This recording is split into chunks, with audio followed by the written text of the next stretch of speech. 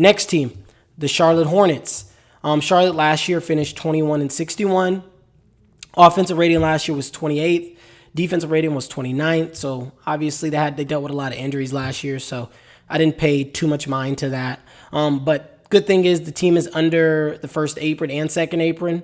If you want to know more about the aprons and you're not familiar with them, literally just Google it. I'm not going to sit here and because there's like layers to each apron, and I just don't have the time to do that right now. So, but yeah, something to keep in mind, the aprons. Look it up if you've never heard about the aprons because it's literally what's in the new collective bargaining agreement, and it's important to know. It's important to know. So their contract situation. Cody Martin has 1 year left on his deal. Second year is non-guaranteed, so next season is non-guaranteed for him. Their core is locked up for at least 3 years. Grant Williams, LaMelo, Brandon Miller, Mark Williams, Tijani Solano, and Josh Green. They're all locked up for at least the next 3 years. Big veteran, Taj Gibson, is on a 1 year non-guaranteed contract. I think he's probably just going to serve more so like what Udonis was to Miami, just being that vet in the locker room, teaching the guys the right way to go about things in the NBA because Taj Gibson's been around, Another player that's on a 1 year deal is Seth Curry. He's on a 1 year deal. And then also restricted free agents. They got Trey Mann. He's going to be a restricted free agent next summer. And then also Vassell Mimic. He's a restricted free agent. So that's their agents. That's what Charlotte has. And so rookie expectations on Charlotte. They drafted 2 rookies. They drafted Tijani Solano and they drafted KJ Simmons. I think Solano, I'm interested to see what he's going to be able to do. It'll be interesting to watch because I do believe he will be able to bring defensive versatility to the team. But I'm interested to see how quickly he can get himself on the floor and get a part of this rotation. I think there is a spot for him in the rotation coming off the bench for sure. It'll just be interesting to see if new head coach Charles Lee, wants to ingratiate him right away. Because I do think he'll be able to help them defensively. KJ Simmons, I don't really expect him to play much this upcoming year. We'll see if he can steal minutes from Seth Curry. Or even Nick Smith Jr. It'd be interesting to see if he can squeak his way because I liked him at Colorado. I thought he was a great player at Colorado. I thought he played really well at Colorado. And so it'd be interesting to see if he can crack the rotation as well. But I really don't expect him really to play much this year, maybe next season. But we'll see. Maybe he will crack it. Maybe he'll show out, in team training camp and in preseason and find his way in the rotation. Those are the players, those are the rookies I'm going to be, keep my eye on for that team. I think this team's floor is, again, the lottery. Again, doesn't mean I believe they're going to be that. Doesn't mean they're going to be that. Doesn't, this is just, again, being very vague. And I think their ceiling is a first-round exit. Something to consider. And, again, if you don't agree with me, you think, I could be wrong about how vague I'm being, again, drop in the comments your opinion about the Charlotte Hornets. I'm all open to open dialogue and conversating about it. So my opinion is I expect them to make a big leap this year. Last year, like I said, I hinted on, they finished 21-61.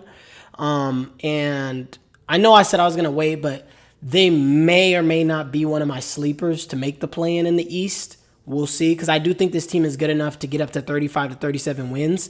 And last year in the East, if you got to 36 wins, you're a play-in team. So I expect them to make a leap for sure. I expect them for sure to win more games. And also something to kind of keep your eye out on. Obviously, we know LaMelo has injury history. But for me with LaMelo, I seen that he's going to be wearing ankle braces this year. And so I expect him to be able to at least give us 65, 70 games. I do expect that from LaMelo.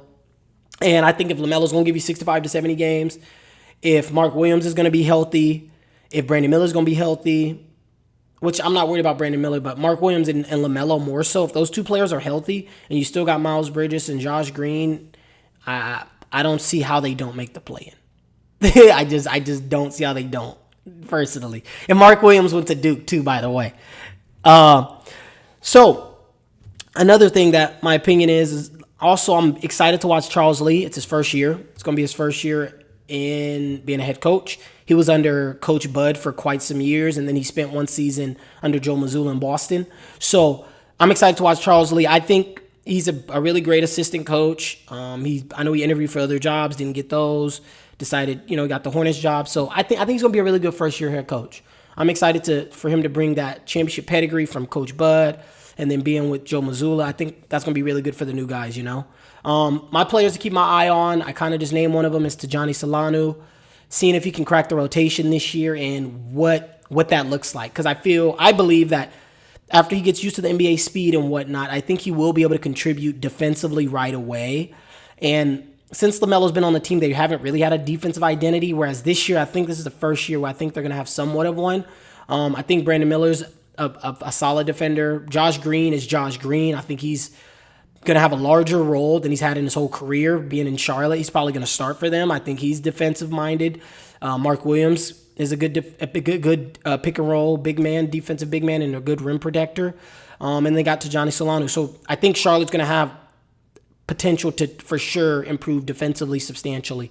And I'm interested to see what Charles Lee, what he brings to the table. Is he going to be a defensive-minded head coach? Is he going to be offensive-minded? We'll see. Because I don't think offensively this team is going to have a problem scoring. You know, LaMelo has no problem with getting that rock up, you know? So, yeah, that's my opinion about that. And then also I want to talk about another player to keep your eyes on, Brandon Miller. Brandon Miller last year played great, in my opinion. I feel like he played really well as a rookie. And I expect him to carry that on to this year and be even better and be even more efficient than what he was last year. He's going to be playing with LaMelo.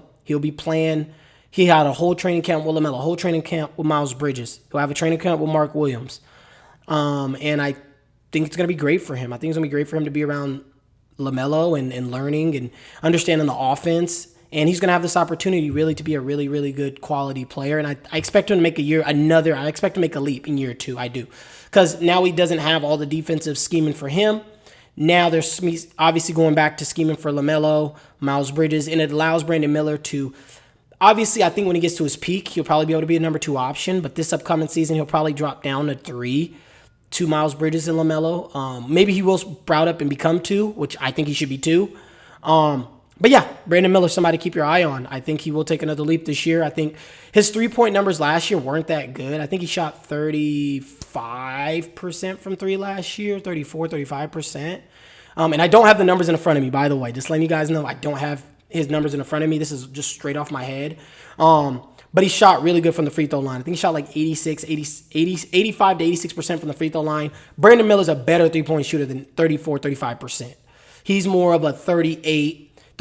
I would say he's like more of a 38 to 39% 3-point shooter. So even if that just comes up alone, he's going to be tapping over 20 points a game. So Brandon Miller, year 2 leap. I'm calling it. I think it's going to happen. So that's something to keep your eyes on. Mark Williams' health. We need Mark Williams to play 65 games. Big Mark, get your act together, bro. We need you for 65 games out there.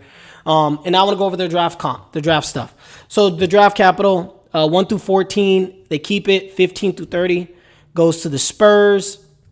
26, they own their own pick. 27, they own their own pick. They also get Dallas pick in 27. 3 through 30 they get that.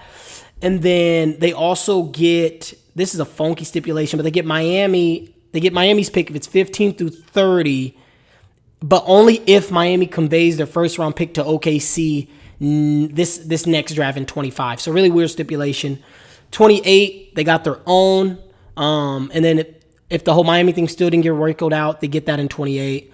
29, 30, and 31, they get their own.